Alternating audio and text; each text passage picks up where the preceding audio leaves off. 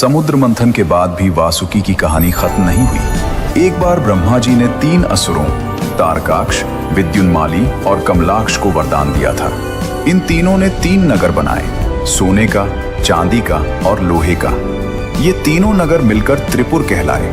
वरदान था कि ये तीनों नगर जब एक सीध में आए तभी नष्ट हो सकते हैं और ये काम सिर्फ एक ही बाण से होगा। असुर अत्याचार करने लगे, देवता फिर परेशान हुए। भगवान शिव ने त्रिपुर नष्ट करने का निश्चय किया। उन्होंने अपना विशाल धनुष उठाया, लेकिन धनुष की डोरी नहीं थी। शिव ने इधर उधर देखा, तभी वासुकी आगे आए। बोले, प्रभु, मुझे अपनी धनुष की डोरी बनाइए। शिव ने वासुकी को देखा, मुस्कुराए और बोले, तथास्तु। वासुकी उस विशाल धनुष में डोरी बन गए। शिव ने पाशुपतास्त्र चढ़ाया। तीनों नगर एक सीध में आए और उस एक बाण से त्रिपुर भस्म हो गया। देवता जय जयकार करने लगे और वासुकी एक बार फिर, खुशी उनकी नहीं थी, श्रेय उनका नहीं था, लेकिन सेवा उनकी थी और वो काफी था। यही वासुकी थे, हमेशा पीछे, हमेशा निस्वार्थ, हमेशा तैयार। दोस्तों, महाभारत काल की बात है। पांडव वनवास पर थे। 12 साल का वनवास, जंगल जंगल भटकना, कभी भूख, कभी खतरा, कभी अकेलापन। एक दिन भीम, जो 5 पांडवों में सबसे बलशाली थे, जिनके शरीर में 1000 हाथियों का बल था, अकेले एक घने जंगल में घूम रहे थे। तभी एक नदी के किनारे उन्हें एक विशाल अजगर मिला। इतना विशाल कि उसने पलक झपकते भीम को अपनी कुंडली में जकड़ लिया। भीम ने पूरी ताकत लगाई, लेकिन वो हिल भी नहीं पाए। जो भीम पहाड़ तोड़ सकते थे, आज एक सर्प की पकड़ में थे। ये कोई साधारण सर्प नहीं था, ये थे नागवंश के एक महान राजा, जो किसी श्राप के कारण अजगर बन गए थे। श्राप था कि जब कोई ज्ञानी पुरुष उनके सवालों का सही जवाब दे, तभी उनका उद्धार होगा। भीम के पास बल था, ज्ञान नहीं, इसलिए वो असहाय थे। जब बहुत देर तक भीम नहीं लौटे, तो युधिष्ठिर उन्हें ढूंढते हुए वहां पहुंचे। उन्होंने देखा भीम उस विशाल सर्प की पकड़ में है। युधिष्ठिर घबराए नहीं, उन्होंने शांति से उस सर्प से बात की। उनके हर सवाल का सही, गहरा और धर्मयुक्त जवाब दिया और उस जवाब से उस नाग राजा का श्राप टूट गया। वो मुक्त हो गए। उन्होंने आशीर्वाद देकर प्रस्थान किया। ये बात जब नागलोक तक पहुंची, जब वासुकी को पता चला कि पांडवों ने उनके एक बंधु नाग को श्राप से मुक्त किया, तो वासुकी का हृदय भर आया। उन्होंने भीम को बुलाया और अपना आशीर्वाद दिया। 10,000 हाथियों का बल। भीम जो पहले से ही अजेय थे, अब और भी शक्तिशाली हो गए। दोस्तों, अब तक आपने देखा कि वासुकी ने कितना त्याग किया, कितना दर्द सहा, कितनी बार सबकी मदद की। लेकिन एक दिन ऐसा आया जब वासुकी खुद टूट गए और इस दर्द की जड़ थी उनकी अपनी मां कद्रू।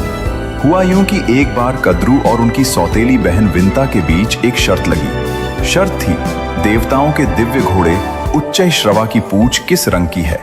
कद्रू ने कहा काली है, विंता ने कहा सफेद है। जो हारे वो जीतने वाले की दासी बनेगी।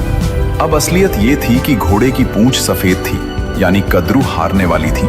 लेकिन कद्रू को दासी नहीं बनना था, तो उन्होंने अपने नाग पुत्रों को बुलाया और कहा, जाओ, उस घोड़े की पूंछ पर लिपट जाओ। बाल बाल काले दिखने चाहिए। कुछ नागों ने डर के मारे हाँ कर दी, लेकिन कई नागों ने साफ मना कर दिया। बोले, माँ, ये झूठ है, यह पाप है, हम नहीं करेंगे। कद्रू को गुस्सा आया। उन्होंने उन सभी नागों को श्राप दे दिया, तुम सब एक दिन अग्नि में जलोगे। एक माँ ने अपने ही बच्चों को श्राप दे दिया, सिर्फ इसलिए कि उन्होंने झूठ बोलने से मना किया था। और उस एक श्राप का बोझ पूरी नाग जाति को उठाना था। वासुकी को जब ये पता चला, उनका मन भारी हो गया। वो जानते थे माँ का ये पाप एक दिन भारी पड़ेगा। दोस्तों, ये श्राप सच हुआ। महाभारत के बाद कुरुवंश में एक राजा हुए, जन्मेजय। वो राजा परीक्षित के पुत्र थे और परीक्षित अर्जुन के पोते थे। एक दिन नाग तक्षक ने राजा परीक्षित को डस लिया। परीक्षित की मृत्यु हो गई। जन्मेजय टूट गए। पिता की मृत्यु का दर्द असहनीय था और वो दर्द धीरे धीरे क्रोध में बदल गया। जन्मेजय ने सोचा, सिर्फ तक्षक को नहीं, पूरी नाग जाति को खत्म करूंगा। उन्होंने एक महायज्ञ शुरू किया, सर्प यज्ञ। ये यज्ञ कोई साधारण यज्ञ नहीं था। इसमें मंत्र पढ़े जाते थे और हर मंत्र के साथ एक नाग का नाम लिया जाता था और वो नाग चाहे कहीं भी हो खिंचता चला आता था सीधे उस धधकती अग्नि में। मंत्र शुरू हुए, आग धधकने लगी और नाग एक एक करके उस अग्नि में गिरने लगे। छोटे नाग, बड़े नाग, बूढ़े, बच्चे, माताएं, सब। नागलोक में हाहाकार मच गया। चारों तरफ चीखें थीं, रोना था, दर्द था। वो श्राप सच हो रहा था जो कद्रू ने कभी गुस्से में दिया था। और वासुकी वो नागलोक में बैठे थे और हर उस आवाज को सुन रहे थे। हर मंत्र के साथ एक नाम, हर नाम के साथ एक चेहरा, हर चेहरे के साथ एक याद। यह तो मेरे दरबार का सेवक था। यह तो मेरे भाई का मित्र था। यह तो अभी बच्चा था। वासुकी की आंखें भर आईं। जो राजा कभी नहीं रोए थे, समुद्र मंथन के दर्द में नहीं रोए, त्रिपुर दहन में नहीं रोए, आज रो रहे थे। उनकी प्रजा जल रही थी, उनके भाई जल रहे थे और वो कुछ नहीं कर सकते थे क्योंकि ये श्राप था, उनकी अपनी माँ का श्राप। वासुकी के मन में एक ही सवाल था, क्या एक माँ की गलती की सजा हमेशा बच्चों को मिलती है? क्या एक झूठ पूरे वंश को मिटा सकता है? वासुकी ने आंखें बंद की, शिव को याद किया, मन ही मन बोले, प्रभु, मैंने हमेशा सबकी मदद की, आज मेरी मदद करो, रास्ता दिखाओ। दोस्तों, वासुकी की प्रार्थना सुनी गई। दरअसल बहुत पहले जब ये श्राप दिया गया था तब ब्रह्मा जी ने वासुकी को एक उपाय बताया था। उन्होंने कहा था, वासुकी, तुम्हारी बहन जलत्कारु का विवाह ऋषि जलत्कारु से होगा।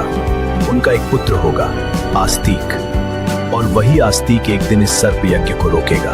वासुकी को वो बात याद आई। उन्होंने अपनी बहन मनसा देवी की ओर देखा जो खुद दर्द में थी, खुद रो रही थी। वासुकी ने कहा, बहन, तेरा बेटा ही हमारी आखिरी उम्मीद है। मनसा देवी ने अपने आंसू पोंछे, बोली, भाई आस्तिक जाएगा, हमारा वंश बचेगा।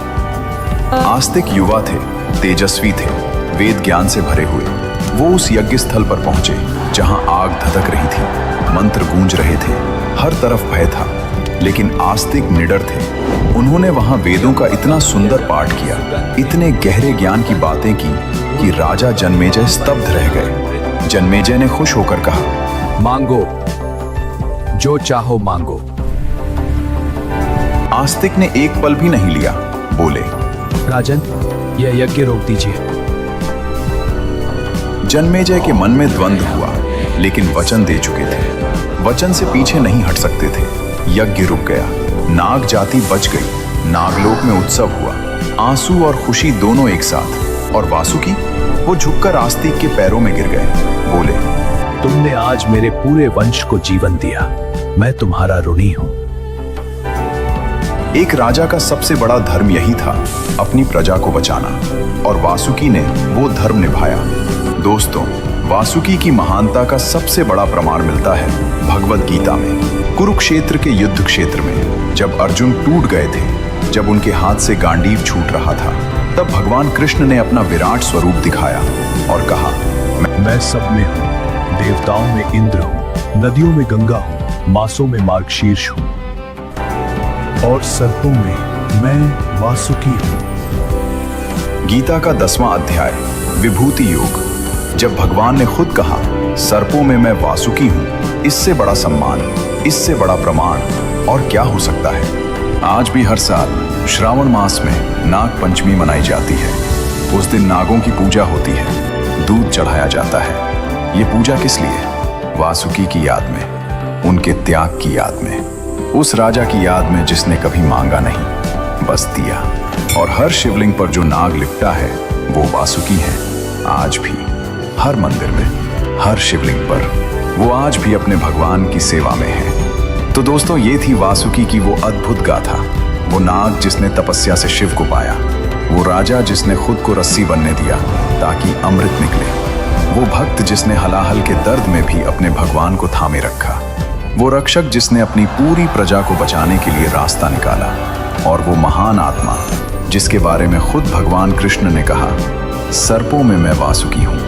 वासुकी हमें सिखाते हैं सच्ची भक्ति वो नहीं जो मांगती है, सच्ची भक्ति वो है जो देती है। सच्चा राजा वो नहीं जो सिंहासन पर बैठे, सच्चा राजा वो है जो प्रजा के लिए खड़ा हो। और सच्चा प्रेम वो नहीं जो दिखावे में हो, सच्चा प्रेम वो है जो दर्द में भी साथ न छोड़े।